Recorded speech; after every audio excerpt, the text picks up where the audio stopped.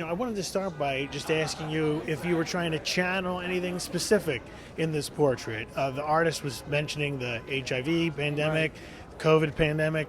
Anything specific you were trying to channel? Well, yeah, what I was saying is that my career, my life in science and medicine has been bookended by two historic pandemics. One is HIV, which I got involved in from the very first week of the outbreak in 1981 to now the COVID pandemic, which is the other bookend of my career. And it's been an extraordinary experience dealing with a lot of very brave and very talented people to get the country through those extraordinary, challenging periods.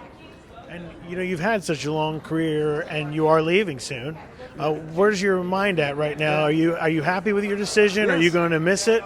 Well, I'm certainly going to miss it. I've been doing it for 54 years, so it's impossible not to miss it.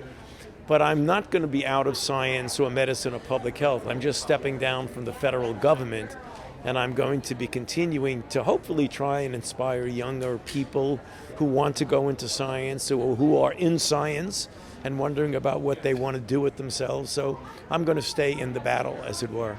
Are you going to be with a specific organization? Or I don't know yet. I don't know yet, because when you're in the federal government, you cannot negotiate your post-government position until you actually leave the government. So I have not negotiated any positions with anybody.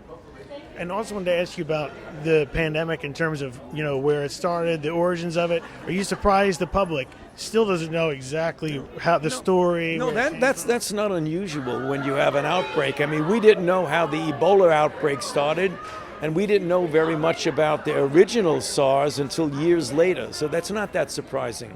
You want to see Congress get to the bottom of it? Do we have a new Congress coming? Sure, I hope that we do, because it'll help us to avoid such outbreaks in the future.